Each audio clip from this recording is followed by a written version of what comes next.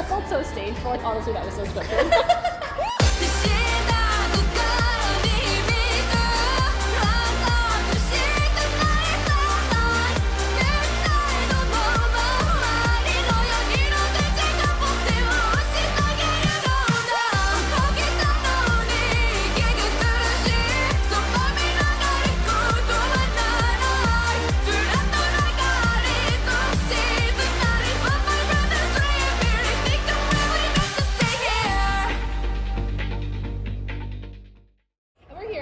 Anime Weekend Atlanta. I'm using this to record the audio because this microphone battery is dead.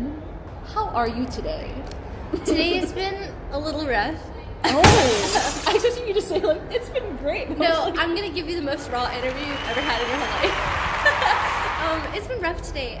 Yesterday I caught a really bad cold, so I was mega stressed because I've been doing shows for the past couple of weeks. You've been doing like each weekend a thing. Yeah.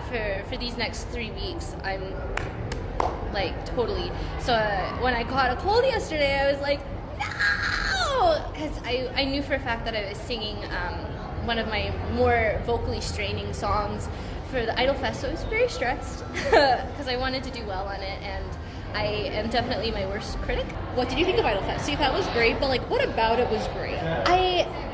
There was like, at first I was obviously very stressed about it, like extremely stressed, because leading up to the event, there were a lot of things that like weren't, I don't want to say necessarily going my way, but it felt like I had really bad karma. Oh. And I was like, no, everything's like failing for me, nothing's gonna work out. But for me personally, like every Idol Fest or Idol event that I do, it's like I get to meet and like bond with so many people. There's a lot of people that I don't think are very like genuine a lot of times in every single community. But I've like for some reason had the chance to meet lots and lots of genuine people and make real connections. So that's always something that I look forward to in every Idol Fest. But in this event specifically, I got to meet a lot of performers that I've been a big fan of for a long time, so it's very exciting. Do you have like a particular performer you were the most excited for? I have the biggest crush on Aoki from Danzu Dash.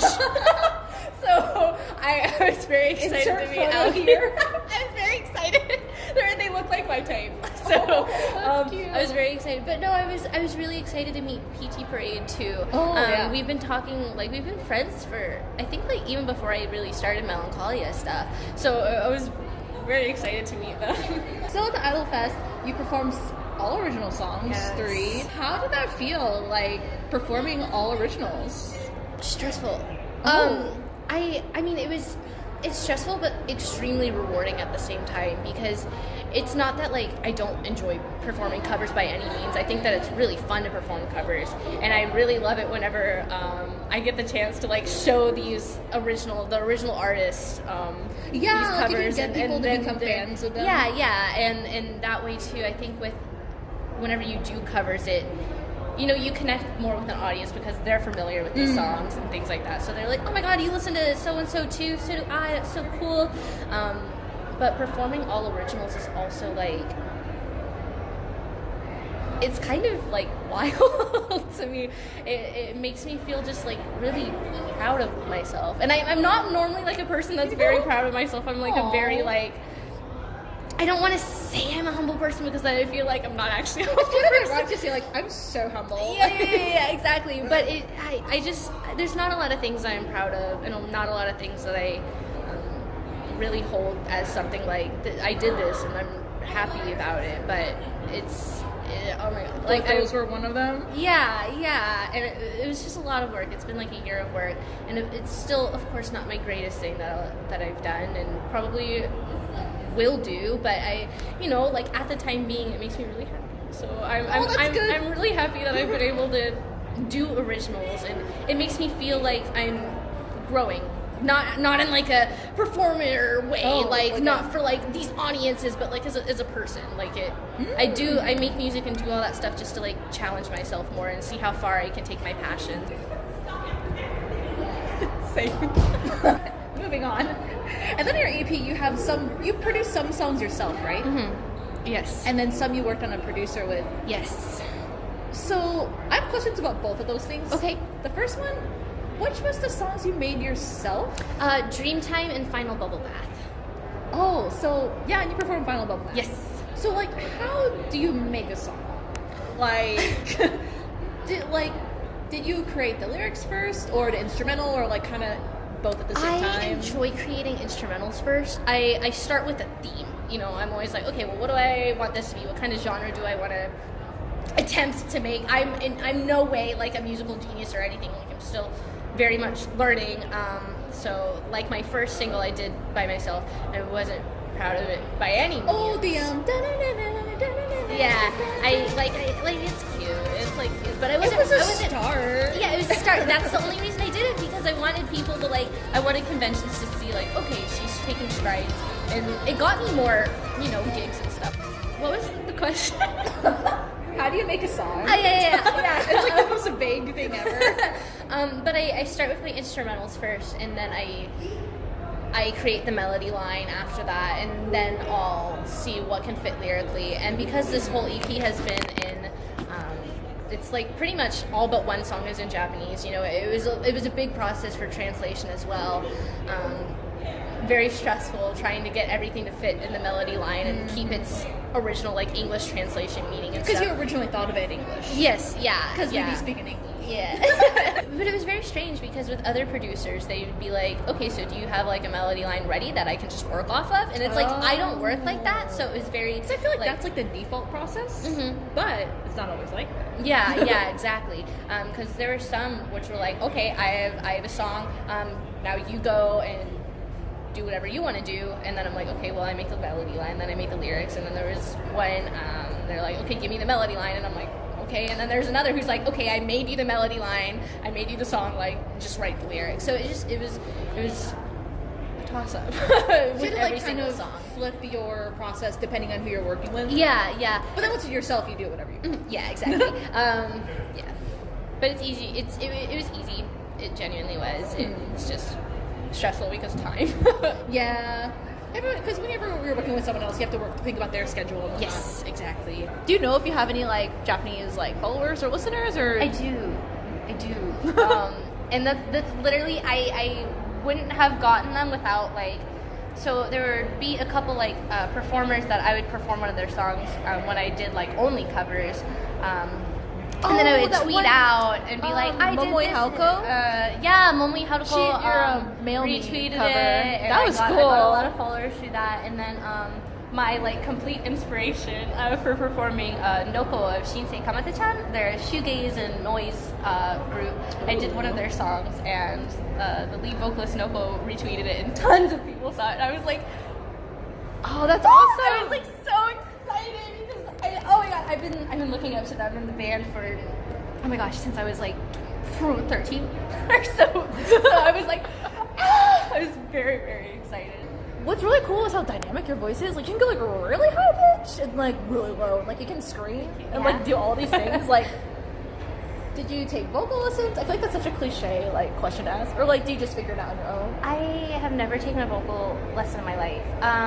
I did choir for a little bit in like middle school, but does that like count? Or whenever you're just like, oh. Like I don't know if it counts.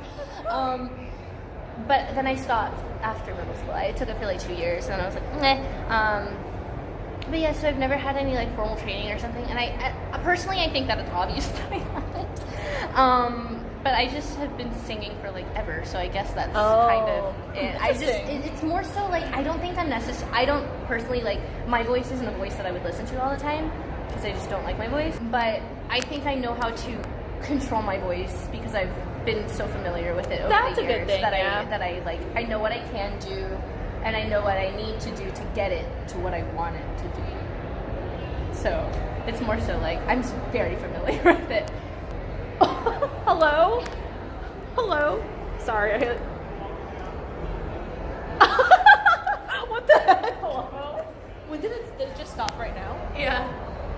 I don't know what happened, but the camera stopped recording. So on your EP, what are your favorite songs on there? Like, if you pick one or two. You know, this is, if any of my producers are watching this, I'm sorry. But I love Final Bubble Bath, which is my own like self-produced one. Wait, that's good. You don't offend anyone, really. I know, but because of course you pick your own. Okay, well, that's the thing, because every time a producer would send me like a final thing, or like if they were doing the mixing, some of the tracks I did the mixing myself, some of them the producers did the mixing. It just depended on who it was.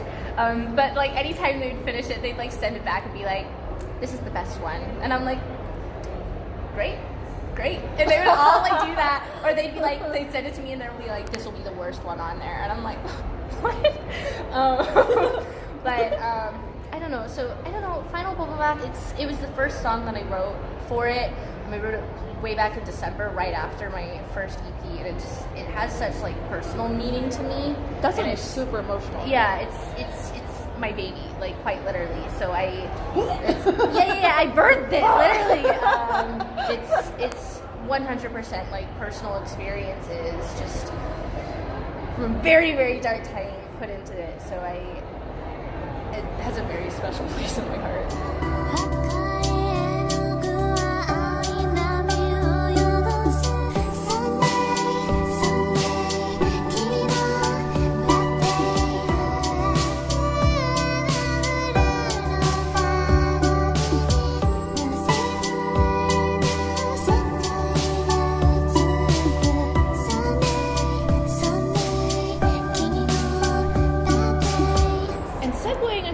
Next question, it's not really in the right order, but emotions, like when you go on stage, like, okay, I'm talking to you right now, like I didn't expect your personality to be like this, like, right, really? Like, I don't know, like I'm just goober. I'm just like we're kind of like dorky, not dorky, but like like like yeah. So like, but when you're on stage, you were like that's not you on the stage. That's me looking at you on the stage. Oh, yeah. No, you on the stage. You're like, thank you. And then me in the audience was like, stop it.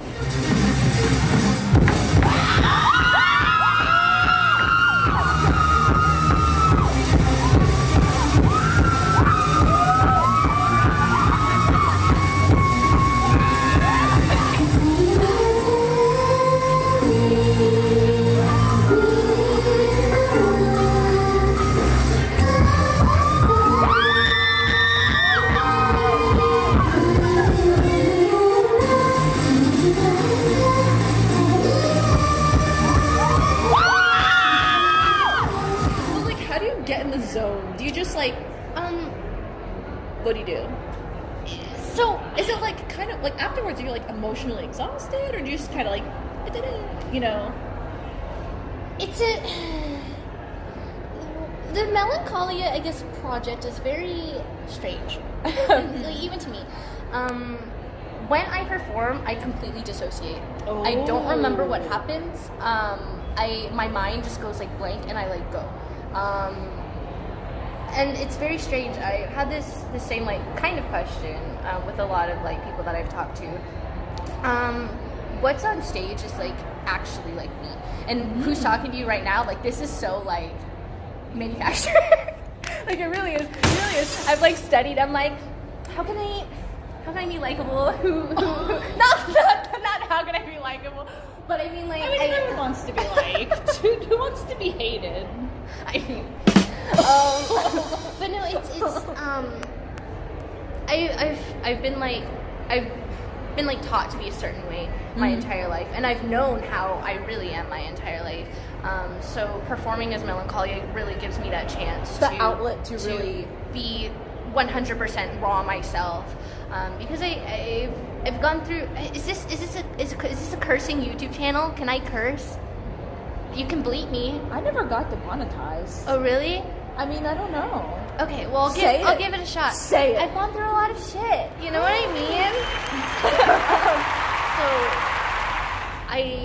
I need that. Like, it's an extremely great way for me to cope through a bunch of stuff. It's a way for me to become that like real me that I feel like I've had to like suppress for a really long time. And have just been like this forever, you know, so it gives me those steps that I can take little by little to become who I really am, which is Melancholia. Which is why I'm always so happy and so grateful whenever anybody likes what I do so much, because it's like real you. Yeah, an easy way for me to not only have others accept me and like me not be so scared, but also like myself be able to be like, okay, I can, you know, this is who I really am is acceptable, and I think that that's something I need. So, oh, that's so interesting. And I feel like that's like true artistry. Like, really can't really be art without emotion. Thank you. I think the same way too. Like a couple of the sets I've done are kind of like political, and I think that just like all art comes from like a staff. I don't know. You feel a lot of things. I do feel a lot of things. I just have a lot of feelings. That's my whole entire act. I just have a lot of feelings. I just have a lot of feelings. Yeah. One of my favorite performances of yours is when you were at IkiCon, I think.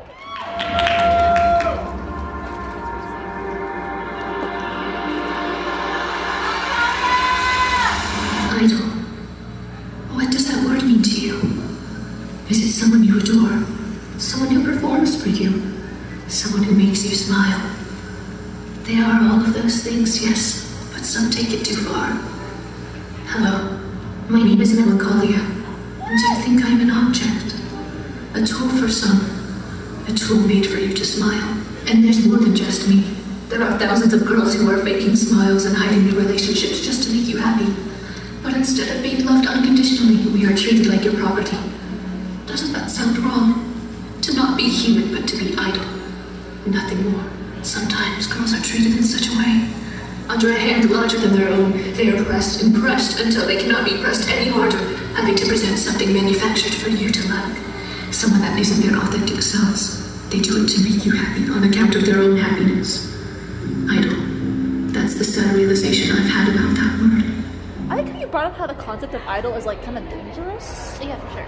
Like, I think like admiring and being inspired by a person is like cool, but it gets to a point where it is actually really toxic. So I don't know. Do you want to like elaborate on that, or like what was, for those who don't know what I'm talking about, what was that message you were trying to like convey to the audience? That performance has stood amongst like the tons that I've done as one of my favorite performances that I've done. Not only just because like the message that I had, but how the audience took it, and it was very just. It was a strange, like that was that. I think that was the event that I did where I was like, okay, this is it. Like this is it.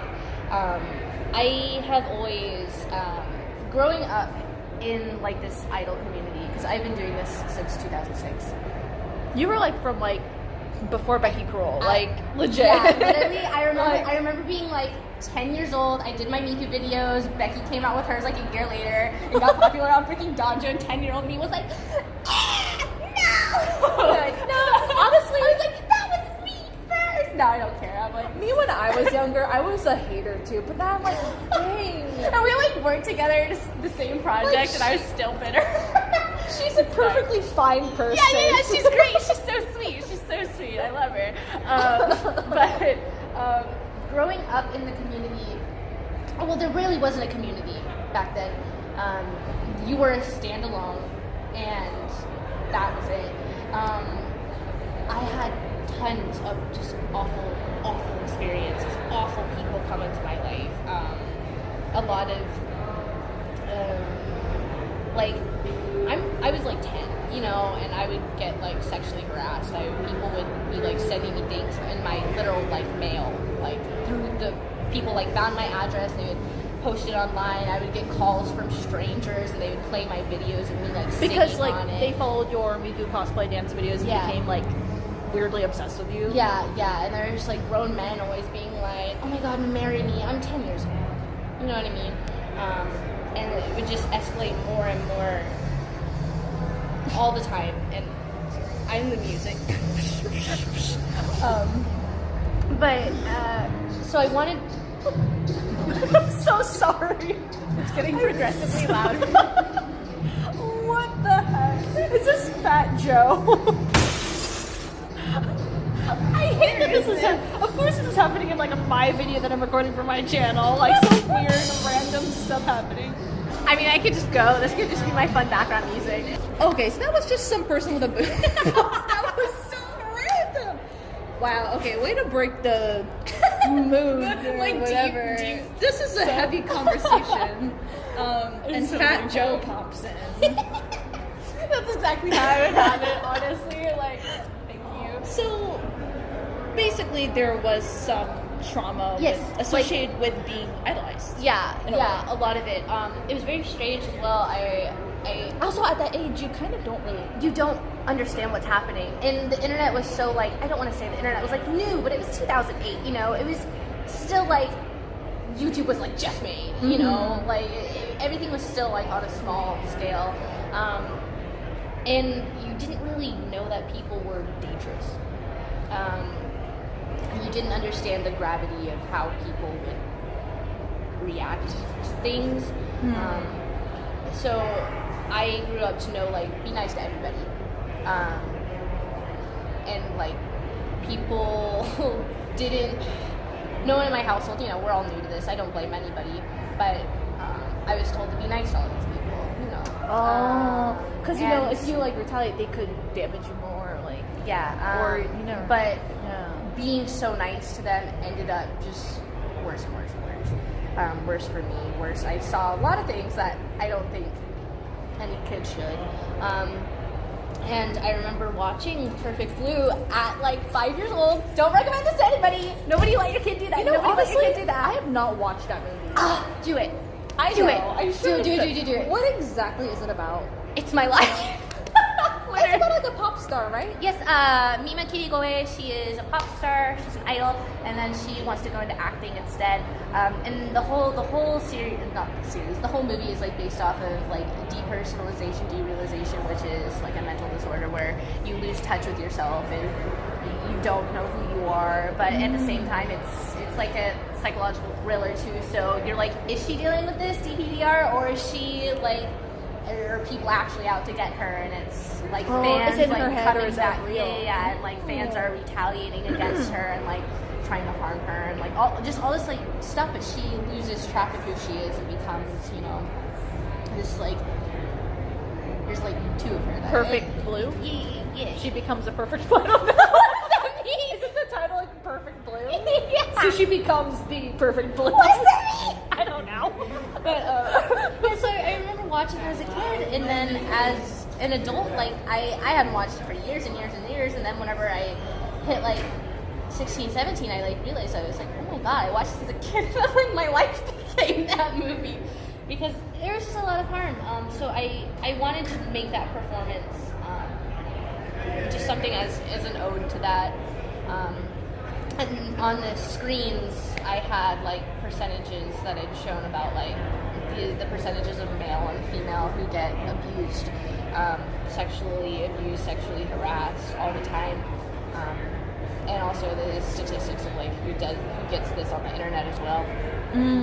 This is something that I'm really passionate about. I say passionate about like that. Like I'm passionate about it. This is my passion.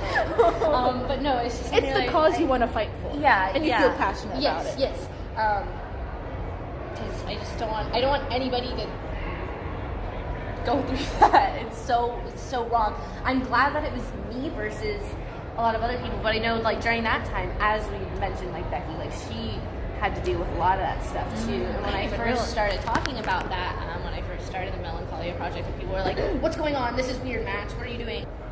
I just made a video like being like, "This is why I'm doing it." Yeah, I and- watched that video and I was like, yeah, and like Becky and a lot of people that I grew up performing with, even if it's just YouTube collabs or whatever, like they reached out and they're like, I had the same exact thing happen to me, which was crazy to me because I'm like, it's just so it's sick to me.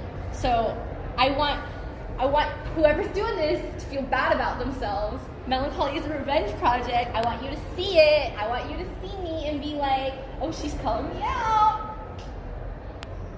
thumbnail. 신돌이 하늘나라니 애루대쇼 아름다움이 정말 때로때로 아마리 고에모 do you want to leave on this earth? What do you want people to remember you as? You know, I'm kind of in like a weird space where I don't really want people to remember. I really do crave like a life one day where literally no one knows me. Like I would absolutely like I want that so bad, and I think it's just because I've been, you know, doing this for a very long time. I've been like a spotlight. You've person. been like on the internet for a long time. Yes, for a very long time. So I really want.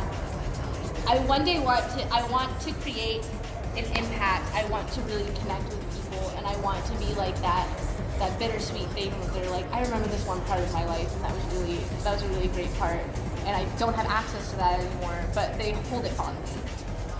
I want people to remember, stay true to themselves. I want people to know that it's okay to be vulnerable. For a really long time, I didn't think that was okay, and through this project, I'm learning like it's more than okay. Like people admire you for being vulnerable, and I think that that's really incredible because I never thought that was possible to any extent. But through it, I learned like that's just what people want. People gravitate to others who are vulnerable. People gravitate to voices that are extremely vulnerable and are willing to put themselves out there still, because a lot of people have the same issues. Like we're by far one of the most like depressed like times of all time, besides like the Great Depression probably. That one was the greatest. I don't know. But it's just there's so much sadness and so much bad in the world right now that even if I'm like obviously a very small voice in this, but if I can just like even like connect with one or two people and you know be able to share our stories together, which a lot of people do. Like I've had tons of people at my shows after my shows reach out to me and be like, hey, I've really been struggling with this, I've really been struggling with that, like I just, you're inspiring me to, you know, work on that and things like that. And I'm like, I'm not here to really inspire anybody, I'm just here to do this for myself. I don't mean that in like a selfish way, but like that's what I'm doing it. But if I can help people along the way, like I think that like that it's such an honor. Like it really is an honor. Like I didn't expect that. So I don't know, I just, the impact I want to leave, if I have to leave an impact, is I want people to just realize that they can work through things themselves. And I don't want to be the cause for that. I want them to realize that. Themselves. Yeah. I don't want people to. You want to like wake that thing up within. Yeah. I don't want people to be like, oh, it was melancholia. I want, you know, I want people to realize they can do what they want and have passions and be themselves and just be better. So I feel like you just want to like empower people. Yeah. Aww. Yeah. Because I'm doing this to empower myself, and you know, it's okay to be selfish and be vulnerable and show like all the colors you have. But all the colors you have, the dark and the bright ones. Exactly. Oh, I cut off right when I said that. Show off all the colors you had, all the bright and the dark. The camera cut right when I said something that I thought was good. Show off all your colors, the bright and the dark ones. I love it. That I said it like 3 times, it doesn't really mean anything. To kind of close this, we talked about a lot of things. Yes. Let's talk about something fun. Pom-pom pudding. You have a huge pom-pom pudding collection. Yeah. Why do you adore this Labrador? Butthole. I mean,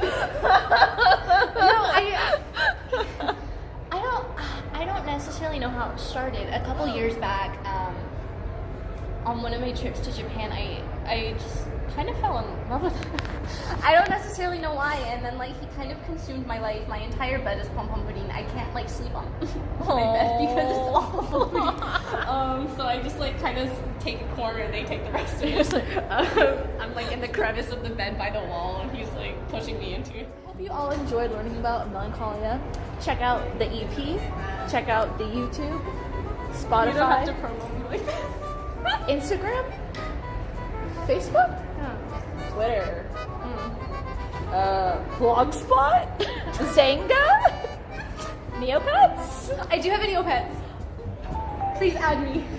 How did they add you? There's melancholy in the name. No, I think my name on there is Gautamon. It's an old That account. used to be like, I feel like I've seen your social media handle as that before. Yeah. Whenever I wasn't performing anymore and just did cosplay, that was what I went by. Add me on the okay. Do you have any final words to the viewers that sat through this entirely long video? For one, I'm extremely proud of you for sitting through this long video. But no, thank you guys so much for the support. It genuinely means the entire world to me. I never thought that I would get this kind of support. So just know that I hope one day I can support you just the same as you supported me. And I hope that you guys just have a good day. Thank you. I mean, really, Please have a good day. Please, yeah. Thanks so much for watching, and you'll see me and or Melancholia in the next video of mine or theirs that you decide to click on. Bye!